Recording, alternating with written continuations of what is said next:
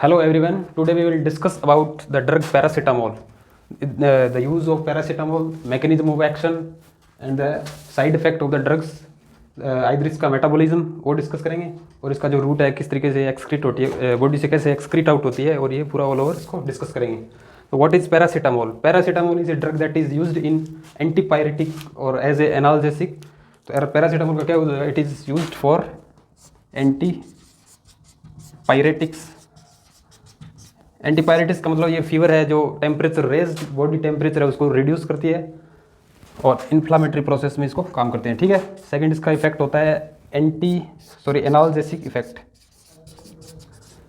जो पेन के रिसेप्टार्स होते हैं बॉडी के अंदर उस पर एक्ट करती है. COX-2 COX-1 उस पर एक्ट करके जो प्रोस्टाग्लैंडिन का सिंथेसिस है उसको रिड्यूस करती है. उसको मैकेनिज्म ऑफ एक्शन में उसको पढ़ेंगे. तो ये क्या है इसका एनाल्जेसिक इफेक्ट, यानी इसका यूज हो गया पेन के अंदर. और to reduce temperature of the body के टेम्परेचर को कम करने के लिए और पेन को रिड्यूस करने के लिए इस ड्रग का यूज़ किया जाता है. तो पैरासीटामोल क्या है? It is a drug that is used for the antipyretics to reduce fever, analgesic to reduce pain. तो मेनली इसका ये एक्शन होता है बॉडी के अंदर. तो व्हाट इज पैरासीटामोल? इसका केमिकल स्ट्रक्चर देखते हैं पैरासीटामोल की क्या है. इसको बोलते हैं PCM पैरासीटामोल, या इसको बोलते हैं एसिटाएमिनोफेन. एसिटाएमिनोफेन. एसिटा का मतलब एसिटिक एसिड का ग्रुप होता है. इसके अंदर CH3COO NH2 ग्रुप होता है, इसलिए इसका नाम है एमिनोफेन.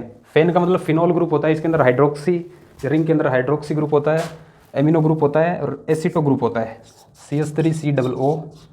और इसको बोलते हैं NH2 एमाइड ग्रुप. एक्चुअली एथियोमाइड होता है. एथियोमाइड इसके अंदर स्ट्रक्चर देखें तो ये आपकी इसकी बेंजीन रिंग होती है. ये पैरासीटामोल की होती है बेंजीन रिंग होती है.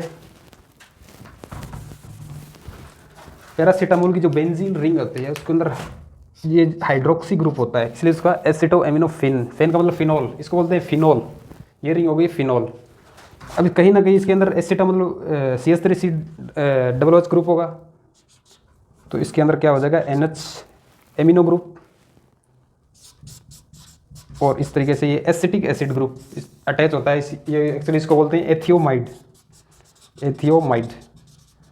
तो इसका केमिकल नेम जैसे यहाँ पे दे सकते हैं एसिटाएमिनोफेन, मतलब एसिटिक ग्रुप, ये एमाइड ग्रुप, और ये फिनॉल, इसको बोलते हैं फिनॉल. तो ये स्ट्रक्चर होती है पैरासीटामोल की. एक ब्रीफ आइडिया के तौर पे आप देखें तो इसको याद रखने की जरूरत नहीं है, लेकिन आपको इसके स्ट्रक्चर के अकॉर्डिंग इसका नाम होता है acetaminophen that is used in fever to treat fever और आइदर प्रोस्टाग्लैंडिन पर वर्क करके ये उसको कम करती है. इसका डिटेल में अभी डिस्कस करेंगे कि व्हाट इज किस तरीके से ये बॉडी के अंदर प्रोस्टाग्लैंडिन है, जो ब्रेडिकाइनिन है, एनकेफ्लिन है, उसके ऊपर एक्ट करती है. और जो पेन का रिसेप्टर होता है नोसिसेप्टिव जिसको बोलते हैं, उस पर एक्ट करके उसको रिड्यूस करती है. तो इसका mechanism of action of the drug, mode of action कहें या मैकेनिज्म ऑफ एक्शन कहें, इट इज़ एक्ट ऑन नोसिसेप्टिव. जो पेन के रिसेप्टर होते हैं उसको ब्लॉक करती है. पैरासीटामोल की सिंथेसिस को कम करती है. जो साइक्लोऑक्सीजनेस एक्टिविटी है उसको इनहिबिट करती है, जो कि डायरेक्टली प्रोस्टाग्लैंडिन का सिंथेसिस करता है. तो एक्चुअली ये क्या होती है, इसके एक्शन को समझने के लिए इसको देखें. ये आपका मेम्ब्रेनस फॉस्फोलिपिड हो गया. मेम्ब्रेनस फॉस्फोलिपिड से बनता है arachidonic acid. Arachidonic acid is a precursor. ठीक है, ये प्रिकर्सर होता है. ठीक है. अब इसके अंदर दो चीज़ होती हैं. कॉक्स और लॉक्स की एक्टिविटी से ये चेंज होता है प्रोस्टाग्लैंडिन के अंदर और ल्यूकोट्राइन्स के अंदर. एक बनता है इसके अंदर ल्यूकोट्राइन्स, एक बनता है प्रोस्टाग्लैंडिन्स. एक एक्ट करता है कॉक्स साइक्लोऑक्सीजनेज एंजाइम, एक एक्ट करता है इसके अंदर लाइपोऑक्सीजनेज एंजाइम. ठीक है. कॉक्स और लॉक्स की एक्टिविटी से ये एरिकडोनिक एसिड, जो कि एक प्रिकर्सर होता है प्रोस्टाग्लैंडिन का, it is a precursor of prostaglandin synthesis. COX की एक्टिविटी से प्रोस्टाग्लैंडिन में कन्वर्ट होता है, लॉक्स की एक्टिविटी से ये कन्वर्ट होता है ल्यूकोट्राइन्स के अंदर. तो इसको ध्यान से समझें. हमारी बॉडी के अंदर जो टिश्यू है, ब्रेन है, किडनी है, उसके अंदर ये प्रोस्टाग्लैंडिन बनता रहता है. कैसे बनता है ये? मेम्ब्रेनस फॉस्फोलिपिड है, टिश्यू है, जो भी है, किडनी है, ब्रेन है, उसके अंदर उस कंपार्टमेंट के अंदर उसके अंदर एरिकडोनिक एसिड बनता है, जो कि प्रिकर्सर होता है प्रोस्टाग्लैंडिन का और ल्यूकोट्राइन्स का. एरिकडोनिक एसिड से साइक्लोऑक्सीजनेज एंजाइम की एक्टिविटी से ये कन्वर्ट होता है प्रोस्टाग्लैंडिन के अंदर, और लाइपोऑक्सीजनेज की एक्टिविटी से ये कन्वर्ट होता है ल्यूकोट्राइन्स के अंदर। और जो प्रोस्टाग्लैंडिन है ये रिस्पॉन्सिबल होता है, it is responsible for fever. मान लो बॉडी के अंदर टेम्परेचर बढ़ा है तो प्रोस्टाग्लैंडिन की एक्टिविटी से बढ़ा है, इसके सिंथेसिस होने की वजह से बॉडी के अंदर फीवर आया है। मतलब टेम्परेचर जो बॉडी का हाई हुआ है वो किसकी वजह से हुआ है, प्रोस्टाग्लैंडिन की वजह से। फीवर कहें या पायरेक्सिया कहें, ठीक है। बॉडी के अंदर इन्फ्लामेटरी चेंजेस होंगे, इन्फ्लामेशन है वो भी इसकी वजह से होता है, ठीक है। और अंदर और प्रोस्टाग्लैंडिन वेरियस टाइप की एक्टिविटी को एक्ट करता है। ये यूटेराइन जो वॉल होता है उसकी स्मूथ मसल को कॉन्ट्रैक्ट करता है, मतलब लेबर के अंदर इसका भी यूज़ होता है प्रोस्टाग्लैंडिन का। ये प्लेटलेट के एग्रीगेशन में भी इसका यूज़ होता है, ठीक है। और सीएनएस के अंदर भी इसका यूज़ होता है। ये जीआई वॉल को प्रोटेक्ट करता है, उसके अंदर भी इसका यूज़ होता है। वेरियस टाइप के वो यूज़ होते हैं। ब्लड वेसल्स के अंदर भी इसका रोल होता है, वेसोडाइलेशन वगैरह ये करता है ब्लड वेसल्स के अंदर भी, प्लेटलेट का एग्रीगेशन वगैरह, तो वहाँ भी इसका यूज़ होता है। तो मेन फोकस हमारा क्या है, पैरासीटामोल ड्रग है। पैरासीटामोल ड्रग कैसे काम करेगी, मान लो आपकी ये पैरासीटामोल ड्रग है, ठीक है। पैरासीटामोल इसको ब्लॉक कर देती है, इस पाथवे को ब्लॉक करेगी। जब पैरासीटामोल ड्रग इस पाथवे को ब्लॉक करेगी तो साइक्लोऑक्सीजनेज इस नहीं बन पाएगा, इनहिबिट हो जाएगा तो एक प्रोस्टाग्लैंडिन नहीं बन पाएगा तो बॉडी के अंदर पेन का जो सेंसेशन है, इन्फ्लामेशन, फीवर, इसका सेंसेशन नहीं होगा और पेन रिड्यूस हो जाएगा, फीवर है वो रिड्यूस हो जाएगा। और जो पेन का रिसेप्टर्स होते हैं उसको भी ब्लॉक कर दिया। पेन के रिसेप्टर जो कि सीएनएस के अंदर जो पाथवे होता है उसको बोलते हैं नोसिसेप्टिव, उसके अंदर जो इन्फ्लामेटरी मीडिएटर है उसको कम कर देता है। इन्फ्लामेटरी मीडिएटर कौन से होते हैं, जैसे ब्रेडिकाइनिन, एक तो प्रोस्टाग्लैंडिन हो गया, एक होता है ब्रेडिकाइनिन, एक होता है एनकैफ्लिन, उस पर एक्ट करता है और इस इन्फ्लामेशन को कम करता है। पैरासीटामोल ड्रग दिए तो आपका ये काम होगा। प्रोस्टाग्लैंडिन नहीं बन पाएगा, ये पूरा पाथवे अफेक्ट होगा। अफेक्ट होने की वजह से जो पैरासीटामोल का एक्शन आएगा वो फीवर को कम कर देगा और पेन को भी, पेन के रिसेप्टर से उसको भी ब्लॉक कर देगा। तो इसकी वजह से ये इसका एक्शन होता है। एक चीज़ और है, ये आपका जो लाइपोऑक्सीजनेज एंजाइम है ये क्या बनाता है, ल्यूकोट्राइन्स क्या करता है, ये करता है ब्रोंको कॉन्स्ट्रिक्शन। ल्यूकोट्राइन्स क्या करेगा, ब्रोंको कॉन्स्ट्रिक्शन करता है। तो पैरासीटामोल ड्रग क्या करती है, इसको ब्लॉक किया, इसको ब्लॉक नहीं करती है। तो जब भी non steroidal anti inflammatory drugs NSAID, ये कैटेगरी है इसकी, पैरासीटामोल की भी है। इस ग्रुप में वेरियस टाइप की ड्रग आती है, ठीक है। इसके अंदर आइबुप्रोफेन भी आता है, डाइक्लोफेनिक भी आता है, एंडोमेथासिन भी आता है, इटोरोकॉक्सिक, लिमोरोकॉक्सिक, मेफेनिक एसिड, ये सारे इसके अंदर आते हैं। लेकिन अपन नॉन स्टेरॉयडल एंटी इन्फ्लामेटरी के अंदर कौन सा डिस्कस कर रहे हैं, पैरासीटामोल इसको कॉक्स को क्या करेगा, इनिबिट करेगा, लेकिन इसको इनिबिट नहीं करता है। तो non steroidal anti inflammatory drug देते हैं तो उसके अंदर ब्रोंको कॉन्स्ट्रिक्शन के चांस रहते हैं। तो ये ध्यान रखने की जरूरत है कि ब्रोंको कॉन्स्ट्रिक्शन हो जाता है उसके अंदर। मान लो कोई पेशेंट एस्प्रिन ले रहा है, एस्प्रिन की अंदर नॉन स्टेरॉयडल एंटी इन्फ्लामेटरी के अंदर आती है। कोई पेशेंट एस्प्रिन ले रहा है तो उसके अंदर ब्रोंको कॉन्स्ट्रिक्शन हो सकता है। यदि पेशेंट COPD का है तो उसके अंदर तो कंडीशन सीवियर हो जाएगी, क्योंकि COPD के अंदर जो म्यूकोसिलरी क्लियरेंस है, M5C में जो अटैक है, ब्रोंकियल अस्थमा है, उसके अंदर सीवियरिटी बढ़ जाएगी। तो COPD के पेशेंट में एस्प्रिन नहीं दी जाती है, क्योंकि COPD की जो क्रॉनिक ऑब्स्ट्रक्टिव लंग डिजीज है उसके अंदर क्या करेगा, ये ब्रोंको कॉन्स्ट्रिक्शन करेगा, उसकी वजह से उसकी जो सीवियरिटी है वो बढ़ जाएगी। जो पैरासीटामोल है वो ब्रोंको कॉन्स्ट्रिक्शन इतना ज़्यादा इफेक्टिव नहीं होता है, एस्प्रिन ज़्यादा करती है। तो ये इसका एक्शन होता है, पैरासीटामोल कैसे वर्क करती है, मैकेनिज्म ऑफ एक्शन। अब इसके एग्जाम्पल पढ़ते हैं कि ये जो पैरासीटामोल तो डिस्कस कर रहे हैं, लेकिन नॉन स्टेरॉयडल के अंदर एक बार एग्जाम्पल से आपको गो थ्रू करवा दें।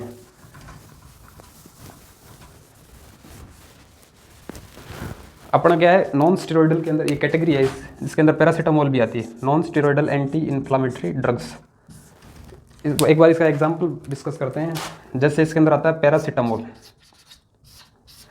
ये वीकली एंटी इन्फ्लामेटरी होता है। Paracetamol weekly anti inflammatory, highly selective inflammatory की बात करें तो जैसे इटोरिकॉक्सिब, लिमिकॉक्सिब, ये इसके अंदर एग्जाम्पल है जो कि हाईली सेलेक्टिव होते हैं। इसके अलावा जैसे और भी है, जैसे आप यूज़ कर सकते हैं मेफेनिक एसिड, इसको डिस्मेनोरिया, डेंटल पेन, बोन एक जो मस्कुलोस्केलेटल पेन है उसके अंदर इसको देते हैं मेफेनिक एसिड। इसको मेफ्टॉल स्पाज्म के नाम से आती है, ये भी इसी कैटेगरी के अंदर है, नॉन स्टेरॉयडल के अंदर। इसके अलावा आप डिस्कस करें तो और जैसे डाइक्लोफेनिक है, ये क्या हाईली पोटेंट नॉन स्टेरॉयडल होती है, पोटेंट होती है, ठीक है, ये वीक होती है पैरासीटामोल, ये पोटेंट होती है। डाइक्लोफेनिक मसल पेन है, टीथ पेन है, टूथ एक है या बॉडी एक है, उसके अंदर इसको यूज़ करते हैं, ठीक है। इसके अलावा आप कई जैसे इंडोमेथासिन हो गई, इंडोमेथासिन यूज़ कर सकते हैं जो कि, और जो गाउट के अंदर यूज़ करते हैं उसके अंदर, बच्चों के अंदर इसको यूज़ करते हैं इंडोमेथासिन को। तो ये इसके कुछ एग्जांपल है नॉन स्टेरॉइडल के अंदर। नॉन स्टेरॉइडल के अंदर ही पीसीएम आती है। पीसीएम का आपने क्या देखा है, mechanism of action, mechanism of action समझ में आ गया इसके बारे में। आगे इसके अंदर गो थ्रू करते हैं कि इसका पैरासीटामोल जो ड्रग है उसका मेटाबॉलिज्म कहाँ पे होता है। Metabolism of the paracetamol take place in the liver. जो लीवर सेल्स होती हैं, हेपेटोसाइट्स होते हैं, उसके अंदर उसका मेटाबॉलिज्म होता है। तो क्या आप डिस्कस करेंगे, metabolism of the drug, metabolism of paracetamol. Paracetamol जो ड्रग है उसका मेटाबॉलिज्म कहाँ पे होता है। इसका मेटाबॉलिज्म की जो साइट होती है वो होती है लीवर। लीवर के अंदर ये मेटाबोलाइज होता है। लीवर की जो सेल्स होती हैं, पेरेन्काइमल सेल, लीवर की जो हिपेटोसाइट्स होती हैं उसके अंदर इसका मेटाबोलाइज होती है। और ये एक्सक्रीट कैसे होगी बॉडी के अंदर, एक्सक्रीट होती है ये किडनी के थ्रू। जो रेनल ट्यूबुल्स हैं, रेनल ट्यूबुल्स के थ्रू ये एक्सक्रीट आउट होती है बॉडी से, मेटाबोलाइज होके लीवर के अंदर मेटाबॉलिज्म होता है, एक्सक्रीट होती है किडनी या रेनल ट्यूबुल्स के अंदर। और ये मेटाबॉलिज्म के अंदर ये ऑलमोस्ट 30% ये प्रोटीन से बाउंड हो जाती हैं। जो इसकी बाउंडिंग एफिशिएंसी है किसकी, पैरासीटामोल ड्रग की, जो बाइंडिंग एफिशिएंसी है वो 30% बाइंडिंग होती है इसकी प्रोटीन के साथ। पैरासीटामोल 30% बाउंड हो जाती है बॉडी के अंदर, ये ऑल टिश्यू के अंदर वेल डिस्ट्रीब्यूटेड हो जाती है। तो well distributed in all over body, all tissue के अंदर। और इसका जो डिस्ट्रीब्यूशन होता है वो यूनिफॉर्म होता है, अनइक्वल बोल सकते हैं, यूनिफॉर्म, ठीक है। इस तरीके से बॉडी के ऑल ओवर टिश्यू के अंदर डिस्ट्रीब्यूट होती है, 30% बाइंड हो जाती है। उसके बाद ये एक्सक्रीट होती है किडनी के थ्रू, जो किडनी की जो ट्यूबुल्स है उसके अंदर ये एक्सक्रीट हो जाता है। अब एक कंडीशन आती है कि ये एक्सक्रीट होती है, ये कभी बार इसकी टॉक्सिसिटी हो जाती है। पीसीएम की टॉक्सिसिटी की बात करते हैं, टॉक्सिसिटी, क्योंकि इसका मेटाबॉलिज्म यहीं पे हो रहा है तो इसको यहीं पे डिस्कस कर रहे हैं कि ये किस तरीके से टॉक्सिक होती है। एक्यूट ओवरडोज होने की वजह से ये टॉक्सिसिटी हो जाती है। Acute overdose of PCM, acute overdose of the PCM, acute overdose होने की वजह से ये कैसे टॉक्सिक होगी। पेशेंट के अंदर टॉक्सिसिटी की वजह से डेथ होने का रीज़न होता है हेपेटिक नेक्रोसिस। हेपेटिक नेक्रोसिस ये आपका क्वेश्चन हो जाएगा, ठीक है। कि मान लो पेशेंट पैरासीटामोल ले रहा है, उसकी डेथ को सस्पेक्ट कर रहे हो आप, पेशेंट की डेथ हो रही है और पैरासीटामोल ले रहा है, तो मोस्ट लाइकली किसकी वजह से पेशेंट की डेथ हुई होगी। तो आंसर क्या होगा, हेपेटिक नेक्रोसिस। जो हेपेटिक सेल्स होती हैं उसके अंदर जो ग्लूटाथियोन अमाइनो एसिड है वो डिस्ट्रॉय हो जाता है, डिप्लेट्स हो जाता है, उसकी वजह से लीवर की जो हेपेटोसाइट सेल है वो नेक्रोटाइज हो जाती है। नेक्रोटाइज उसके अंदर स्कार फॉर्मेशन और सिस्टम चेंजेस आने लगते हैं, उसकी वजह से उसकी डेथ होती है पेशेंट के अंदर।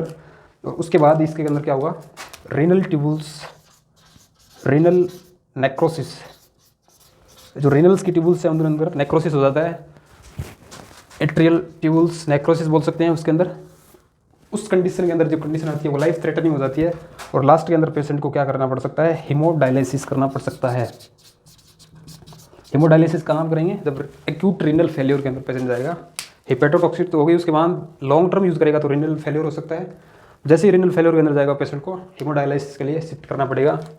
और डोज मैक्सिमम कैसे टॉक्सिसिटी होगी, एक दिन के अंदर 1 डेज के अंदर पेशेंट को 4 ग्राम पर डे पैरासीटामोल की डोज ज़रूरत होती है। इसके ज़्यादा 4 ग्राम पर डे से ज़्यादा देंगे तो पेशेंट के अंदर टॉक्सिसिटी के चांस रहते हैं। 4 ग्राम का मतलब ये डिवाइडेड डोज होती है, डिवाइडेड इन मिलीग्राम, ठीक है। मान लो जैसे 500 mg की ये टैबलेट आती है, ठीक है, तो इसकी मैक्सिमम डोज कितनी होगी, 4 ग्राम मतलब। तो इस तरीके से इसको डिवाइडेड डोज में दिया जाता है, एक साथ ओवर डोज नहीं दी जाती है। तो ये कंडीशन आपको अराइज हो सकती है, ठीक है। अब टॉक्सिसिटी के अंदर क्या होता है पेशेंट के अंदर, यदि पैरासीटामोल की टॉक्सिसिटी होती है उसके अंदर क्या होता है, उसके अंदर जो ग्लूटाथियोन अमाइनो एसिड है वो डिप्लेट हो जाता है।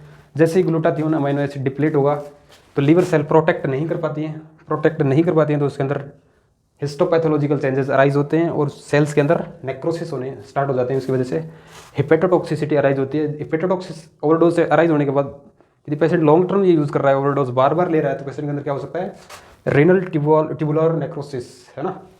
रेनल ट्यूबुलर नेक्रोसिस होगा तो पेशेंट के अंदर क्या है, एक्यूट रीनल फेलियर के अंदर पेशेंट जाएगा। जैसे ही उस स्टेज में जाएगा तो पेशेंट को क्या नीड होगी, हेमोडायलिसिस की जरूरत होगी।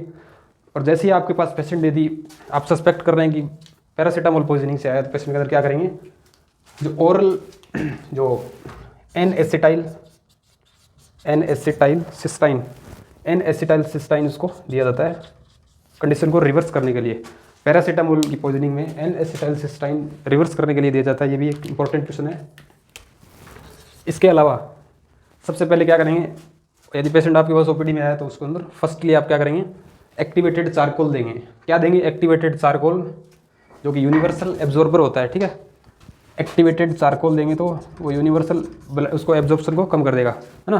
तो एक्टिवेटेड चारकोल दिया जाता है। उसके बाद एन एसिटाइल सिस्टाइन दिया जाता है, या उसके अंदर oral methionine amino acid, orally उसको एडमिनिस्ट्रेशन किया जाता है।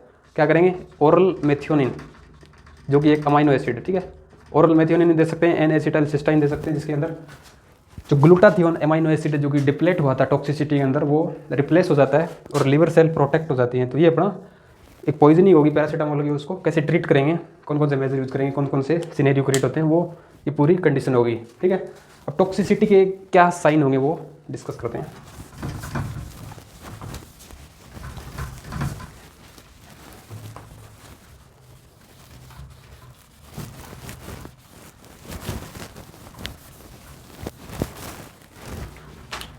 द साइन ऑफ टॉक्सिसिटी, क्या डिस्कस कर रहे हैं, साइन ऑफ टॉक्सिसिटी। जैसे ही पेशेंट के अंदर पैरासीटामोल की टॉक्सिसिटी होगी तो कुछ साइन अपने को सीन होते हैं बॉडी के अंदर। तो which sign you can suspect, patient के अंदर क्या होगा, जैसी टॉक्सिसिटी होगी, हिपेटोटॉक्सिसिटी अराइज हो रही है, या ओवरडोज, एक्यूट ओवरडोज है, या क्रोनिक यूज़ कर रहा है, तो कौन कौन से साइन है, हिपेटोटॉक्सिसिटी आएगी, ठीक है। जैसे ही हिपेटोटॉक्सिसिटी, पेशेंट के अंदर क्या क्या, पेशेंट के अंदर होगा एब्डोमिनल पेन सीन होगा। जो ग्लूकोज का जो इंटेरोहेपेटिक या ब्लड के अंदर जो ट्रांसमिशन है वो इफेक्ट होता है, जो ग्लूकोज का सिंथेसिस है या ट्रांसपोर्ट है। तो पेशेंट के अंदर क्या देखने को मिलेगा, हाइपर ग्लाइसीमिया, पेशेंट के अंदर देखने को मिलेगा हाइपोटेंशन, पेशेंट के अंदर देखने को मिलेगा नोजिया। तो ये कुछ साइन है जो कि पेशेंट का देखने को मिलता है, या इस पेशेंट के अंदर अंततः फाइनली अल्टीमेटली डेथ हो सकती है पेशेंट के अंदर। और जो ग्लूकोज का मेटाबॉलिज्म वो अफेक्ट होगा, लिवर सेल प्रोटेक्ट नहीं कर पाती हैं, जो ग्लूटाथियोन अमाइनो एसिड है वो उसको प्रोटेक्ट रखता है, और वो पॉइजनिंग के अंदर डिप्लेट होने लगता है। उसकी वजह से पेशेंट के अंदर हाइपोटेंशन होगा, पेशेंट नोजिया होगा, और एब्डोमिनल डिस्टेंशन या पेन की सिम्टम अराइज होंगे। तो ये कंडीशन अराइज होती है जब साइन ऑफ टॉक्सिसिटी की बात करते हैं, ठीक है। अब अपन बात करते हैं कि जो पैरासीटामोल है उसकी डोज के बारे में बात करते हैं, रूट या डोज। दो चीज़ें, एक है रूट, बॉडी के अंदर कैसे इसको एडमिनिस्ट्रेशन करेंगे, और इसकी डोज क्या होती है। डोज तो वैसे बता दी, लेकिन एक बार रिपीट कर देते हैं। रूट क्या होगा इसका, इसको इंट्रामस्कुलर दे सकते हैं इंजेक्शन फॉर्म में, काफ़ी विस्कस होता है इसका सॉल्यूशन, या इसको ओरल दे सकते हैं, ओरल प्रिपरेशन आती है इसकी टैबलेट की फॉर्म में, ठीक है। ओरल जैसे आपको पैरासीटामोल 500 mg या डोलो 600 mg, ये इसकी फॉर्म में आती हैं। इंट्रावेनस भी दे सकते हैं, ठीक है। तो ये पेरेंटल रूट से दे सकते हैं, ओरल दे सकते हैं। इसके अलावा इसको जो जो लोअर ट्रैक्ट है, इंट्रा रेक्टल से भी इसको दे सकते हैं, रेक्टल रूट से इसको दे सकते हैं, ठीक है।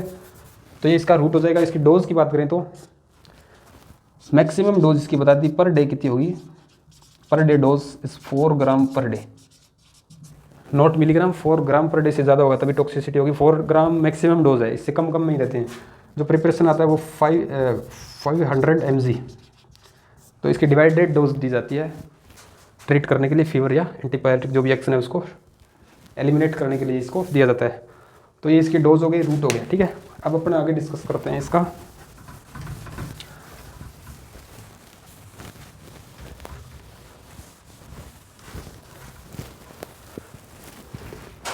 The side effect of the paracetamol drugs. Side effect, side effect की बात करें और इसके यूजेस की बात करते हैं, ठीक है। इसका यूजेस की बात करते हैं। साइड इफेक्ट की बात करें तो ये मेनली कहाँ पर मेटाबोलाइज होती है, लीवर के अंदर। तो फर्स्ट साइन क्या होगा साइड इफेक्ट, हिपेटोटॉक्सिसिटी, हिपेटोटॉक्सिसिटी। दूसरी होती है नेफ्रोटॉक्सिसिटी, नेफ्रोटॉक्सिसिटी कहाँ से एक्सक्रीट होती है, रेनल ट्यूब्यूल से, तो नेफ्रोटॉक्सिसिटी होगी। वैसे इनिशियली इसका ओकेजनली इसका साइड इफेक्ट कम आता है। इनिशियली आपको बॉडी के अंदर रेसेस देखने को मिल सकते हैं, स्किन रेसेस। वैसे इसका रेयर होता है लेकिन कुछ इनिशियली आपको रेसेस मिलेंगे स्किन के अंदर, स्किन रेसेस, ठीक है। इस टाइप से आपको राइज हो सकते हैं। उसके बाद एक्यूट ओवरडोज यदि पेशेंट में है, एक्यूट ओवरडोज की वजह से हिपेटोटॉक्सिसिटी होगी। क्रॉनिक यूज़ करने की वजह से हाई डोज रिपीटेडली इसको यूज़ करेंगे तो नेफ्रोटॉक्सिसिटी होगी, रेनल ट्यूबुलर नेक्रोसिस होगा, हिपेटिक फेल्योर होगा, हिपेटिक नेक्रोसिस होगा। उसके बाद रेनल ट्यूबुलर नेक्रोसिस होगा। उसके बाद हेमोडायलिसिस की नीड होगी पेशेंट को, और उसके बाद पेशेंट को फर्दर कॉम्प्लिकेटेड कंडीशन आएगी और लाइफ थ्रेटनिंग सिनेरियो क्रिएट होगा। इसका यूज़ कहाँ पे होता है, पैरासीटामोल का यूज़ कहाँ होगा? It is used in tooth एक, बॉडी एक, या कहीं हेड एक, मस्कुलर जो पेन होता है उसके अंदर यूज़ करते हैं इसको, मसल पेन, मेंस्ट्रुअल क्रैम्प्स के अंदर इसको यूज़ करते हैं, मतलब डिसमेनोरिया। तो ये इसका यूज़ होता है अलग अलग। इसके अलावा पेन के लिए अलग अलग भी आते हैं, जैसे नेप्रोक्सेन वगैरह हो गया, आइबुप्रोफेन हो गया, पैरासीटामोल। तो एक इसका नॉन स्टेरॉयडल एंटी इन्फ्लामेटरी का एक टाइप है, उसके अंदर इस कैटेगरी के अंदर ये फॉल होता है। तो ये इसका पैरासीटामोल के अंदर ये एक्शन आता है, ये इसका साइड इफेक्ट आता है, ठीक है। अब इसके बाद इसको क्या डिस्कस करते हैं, इसका रिमेनिंग पोर्शन जो इसके अंदर क्वेश्चन अराइज होता है। पैरासीटामोल किसके अंदर आती है? नॉन स्टेरॉयडल एंटी इन्फ्लामेटरीज के अंदर। एक बार इसका ओवरव्यू देखते हैं। Non steroidal anti inflammatory drugs, ठीक है। तो उसके अंदर क्या होगा, पीसीएम आएगी। पीसीएम किसको ब्लॉक करती है? ब्लॉक्स या inhibits COX activity, cyclooxygenase activity irreversibly, reversibly. इसको क्या करेंगे? रिवर्सिबली, मतलब इसको रिवर्सिबली, जैसे ही पैरासीटामोल पेशेंट के अंदर मेटाबोलाइज होगा, बाइंड होकर एक्सक्रीट होगा, उसके बाद ये रिवर्सिबली क्या है, साइक्लोऑक्सीजनेज क्या करेगा? प्रोस्टाग्लैंडिन सिंथेसिस करेगा और जो भी उसका एक्शन है वो शो होगा। लेकिन इसके अंदर जो एस्प्रिन होती है, वो एक ड्रग होती है एस्प्रिन, जो कि नॉन स्टेरॉयडल के अंदर ही आती है एस्प्रिन। तो ये क्वेश्चन इंपॉर्टेंट है कि यहाँ पर पूछा जाता है।